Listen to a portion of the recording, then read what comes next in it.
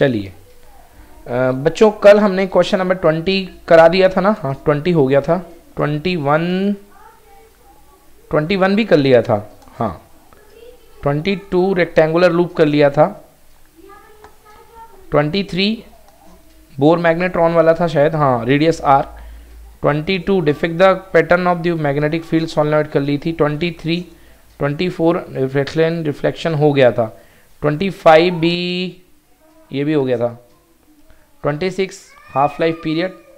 27 detection of the amplitude modulated signal. बच्चों ये syllabus से हट गया है, आज पढ़ना हमें क्वेश्चन नंबर 28। श्रुति पढ़िए question number 28।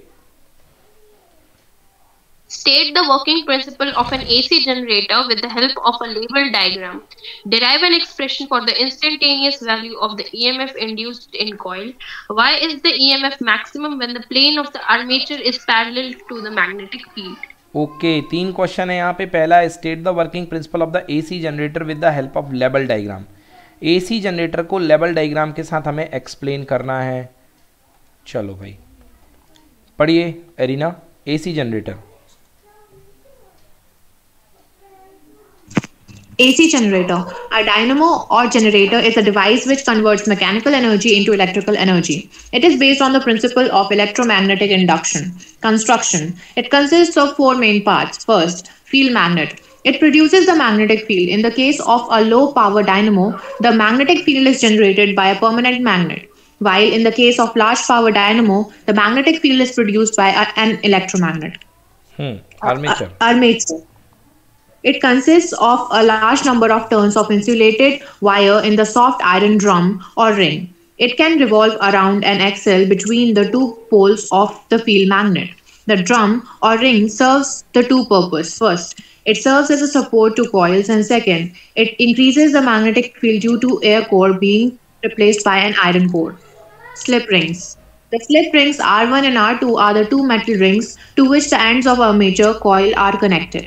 These rings are fixed to the shaft which rotates the armature coil so that the rings also rotate along with armature.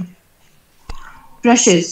These are 2 flexible metal plates or carbon rods B1 and B2 which are fixed and constantly touch the revolving rings. The output current in external load RL is taken through these brushes. Okay. ये इसके बच्चों सारे के सारे part थे। अब ये लीजिए, इसका डायग्राम बना लीजिए। देखिए इसमें जो होता है, एक पार्ट इसका ये जो छोटा वाला रहता है, ठीक है ना, ये वाला रिंग के साथ ये वाला घूमता है। ब्रश यहाँ पे रुका हुआ रहता है और ये इस पर टच होकर के घिसता हुआ रहता है, ठीक है। सेकेंड वाला पार्ट जो इस वाले लॉन्ग वाली आर्म के साथ कनेक्टेड रहता है, ये आर्म इसके अंदर से आती है और ये इसके साथ कनेक्ट रहता है, और ये होती हैं 2 स्लिप रिंग्स। क्लियर हो गया? Yes sir. बेटा इसको फुल भर दे। हाँ तो ये डायग्राम हो गया। अब इसकी वर्किंग पढ़ते हैं। पढ़िए अरीना working. Working. When the armature coil is rotated in the strong magnetic field, the magnetic flux link with the coil changes and the current is induced in the coil, its direction being given by Fleming's right-hand rule. Considering the armature to be in vertical position and as it rotates in anti-clockwise direction, the wire AB above upward and CD moves upward and CD downward, so that the direction of induced current is shown in figure. In the external circuit, the current flows along B1 RL B2. The direction of current remains unchanged due to first half turn of armature. During the second half revolution, the wire AB moves downward and CD upward. So the direction of current is reversed, and in external circuit it flows along B2 RL B1. Thus the direction of induced EMF and current changes in the external circuit after each half revolution. If n is the number of turns in coil, f the frequency of rotation, a area of coil, and b the magnetic induction, then the induced EMF E is equal to minus d phi by dt is equal to d by dt of NBA cos 2 pi ft is equal to 2 pi NBA f sin 2 pi ft.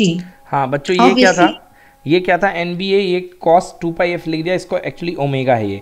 Okay cos omega T, तो cos का differentiation कितना आता है, यहाँ पे minus है, cos का differentiation आ जाएगा माइनस साइन, तो माइनस माइनस कैंसिल हो जाएंगे, तो क्या आ जाएगा ओमेगा एन बी ए, क्योंकि 2 पाई एफ हो जाएगा ओमेगा एन बी ए, तो ओमेगा एन बी ए साइन ओमेगा टी, और ये ओमेगा एन बी ए को क्या बोलते हैं हम लोग, ई not.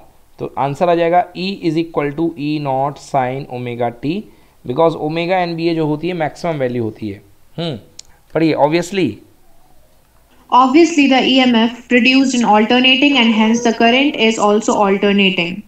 Current produced by an AC generator cannot be measured by moving coil and meter because the average value of an AC over full cycle is zero. The source of energy generation is the mechanical energy of rotation of armature coil. When plane of armature coil is parallel to magnetic field, then sin omega t is equal to 1. So EMF is maximum. The maximum value is E naught is equal to NBA omega. हाँ, Or E naught equals to N B omega. देखिए sine omega T की value 1 क्यों, क्योंकि बेटा ये जो होता है E equals to E naught sine O theta, sine theta को ही अपन एंगुलर वेलोसिटी की फॉर्म में ओमेगा टी लेते हैं। तो theta is equal to 90 degree होने पर, मतलब कि जिस समय आपका नॉर्मल ऑफ द प्लेन जो होगा वो पैरेलल होगा, मतलब कॉइल जो होगी मैग्नेटिक फील्ड के परपेंडिकुलर होगी। कुछ इस तरीके से देखो, जैसे ये मैग्नेटिक फील्ड आ रहा है, ये मैग्नेटिक फील्ड आ रहा है और कॉइल जो है वो ऐसी रखी हुई है, मतलब कैसे बनाई जाए, ऐसी कुछ, ये देखो ऐसी रखी हुई कॉइल। तो इसका देखो नॉर्मल यहीं जा रहा है, तो ये एन कैप भी इसका नॉर्मल भी यहीं जा रहा है और मैग्नेटिक फील्ड भी यहीं जा रहा है। ओके, तो ये तो मैग्नेटिक फील्ड यहीं जा रहा है। ये तो कितना हो गया इस समय, एंगल आपका एन बी ए साइन ओमेगा टी आ रहा ना, एन बी ए साइन ओमेगा टी। ठीक है। तो यहाँ पे साइन ज़ीरो तो पर ज़ीरो हो जाएगा, तो स्टार्टिंग में 90 डिग्री चाहिए हमको, नहीं तो इस समय हमें ये चाहिए, इस तरीके का चाहिए। ओके, नाउ इस समय पर जो सबसे ज़्यादा ईएमएफ प्रोड्यूस होगा ये, क्योंकि यहाँ पर बी यूँ जा रहा है और इसका जो नॉर्मल वेक्टर बनेगा वो बाहर की तरफ निकल करके बनेगा, उसका एंगल होगा 90 डिग्री। तो यही बात लिखी हुई है कि when the plane of the armature coil is parallel to the magnetic field. Exactly भाई, प्लेन पैरेलल है मैग्नेटिक फील्ड। ये देखो ये प्लेन है और प्लेन मैग्नेटिक फील्ड के पैरेलल है उस समय मैग्नेटिक फील्ड के, that time sine omega T equals to 1, that time sine omega T equal to 1, so the EMF produced will be maximum. बच्चों आया समझ में कि नहीं आया? Yes, sir. yes, sir. तो उस समय ईएमएफ मैक्सिमम होगा। हो गए क्या तीनों क्वेश्चंस? पहला पार्ट पूछा था ड्रॉ द लेवल diagram. Okay, state the working principle, derive an expression for the instantaneous value of the EMF. हाँ निकाल दी बच्चों instantaneous, why is the EMF is maximum. चलो हो गया, नेक्स्ट पढ़ो बेटा श्रुति, ड्रॉ ए लेवल diagram. Draw a label diagram of a step-up transformer and explain briefly its working. Second. Use the expressions for the secondary voltage and secondary current in terms of the number of turns of primary and secondary windings. How is the power transmission and distribution over long distances done with the use of transformers? Okay, तो भाई power transmission दूसरा बताना है, expression secondary voltage का और secondary current यानी कि VS और IS के लिए हमको रिलेशन डिराइव करना है। चलिए करते हैं भाई डिराइव। सबसे पहले पढ़िए transformer, arena. Transformer is a device by which an alternating voltage may be decreased or increased. This is based on the principle of mutual induction. Construction. It consists of laminated core of soft iron on which two coils of insulated copper wire are separately wound. These coils are kept insulated from each other and from the iron core, but are coupled through mutual induction. The number of turns in these coils are different. Out of these coils, one coil is called primary coil and the other is called secondary coil. The terminals of primary coils are connected to AC mains and the terminals of secondary coil are connected to external circuit in which alternating current of desired voltage is required. Step-up transformer. It transforms the alternating low voltage to alternating high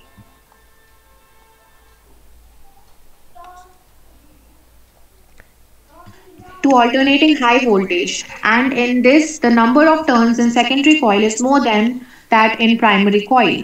That is, N is greater than NP. हाँ बच्चों ये diagram बना लो जल्दी से, ये वाला diagram step up transformer का देखिए प्राइमरी कॉइल में नंबर ऑफ टर्न्स कम है, NS है, प्राइमरी सॉरी NP बोलते हैं, और सेकेंडरी कॉइल के नंबर ऑफ टर्न्स आपको ज़्यादा दिख रहे हैं, तो ये NS है। तो number of turns in secondary coil is greater than number of turns in primary coil. ये डायग्राम अगर आता तो अच्छा सुंदर सा बना करके आना, इसके मार्क्स अच्छे रहते हैं, इंप्रेस होते हैं, ठीक ना। एंड ये प्राइमरी कॉइल है, ये सेकेंडरी कॉइल है, ये सॉफ्ट आयरन कोर होता है इसके अंदर, ये जो मटेरियल दिख रहा है आपको लैमिनेटेड, ये कोर ही होता है।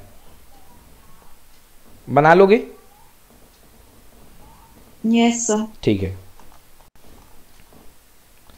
चलिए पढ़िए। Working. Working. When alternating current source is connected to the ends of primary coil, the current changes continuously in the primary coil, due to which the magnetic flux linked with the secondary coil changes continuously. Therefore, the alternating EMF of same frequency is developed across the secondary. Let Np be the number of turns in primary coil, Ns the number of turns in secondary coil, and phi the magnetic flux linked with each turn. We assume that there is no leakage of flux, so that the flux linked with each turn of primary coil and secondary coil is the same. According to Faraday's law, the EMF induced in the primary coil, epsilon P is equal to minus Np del phi by del T. And EMF induced in the secondary coil, epsilon S is equal to minus Ns del phi by del T. From equations 1 and 2, we get epsilon S upon epsilon P is equal to Ns upon Np. हाँ, ये समझ में आ गए बच्चों दोनों equation अच्छे से? Yes, sir. Equals to हुआ करता है एन डी फा बाई डी टी। तो क्योंकि दोनों का फ्लक्स जो कोर से जा रहा है, फ्लक्स एकदम सेम रेट का जा रहा है, तो दोनों में डी फा बाई डी टी, डेल्टा फा बाई डेल्टा टी सेम होगा, तो दोनों को डिवाइड करिए, कैंसिल हो गया, तो N S upon N P आ गया। मतलब E M F is proportional to number of turns, मतलब जिस साइड में नंबर ऑफ टर्न्स ज़्यादा होंगे वहाँ का आउटपुट ई एम एफ ज़्यादा मिलेगा। पढ़िए। If the resistance of primary coil is negligible, the EMF induced in the primary coil will be equal to the applied potential difference Vp across its end. Similarly, if the secondary circuit is open, then the potential difference Vs across its ends will be equal to the EMF epsilon S induced in it. Therefore, Vs by Vp is equal to epsilon S by epsilon P is equal to Ns by Np is equal to R, where R is equal to Ns by Np is called the transformation ratio. If Ip and Is are the instantaneous currents in the primary and secondary coil, then there is no loss of energy. Then for about 100% efficiency, power in primary is equal to power in secondary. VpIp is equal to VSIs. Therefore, Is upon Ip is equal to Vp upon Vs is equal to Np upon Ns is equal to 1 by R. Clear हुआ ये वाला term clear हुआ कि नहीं हुआ?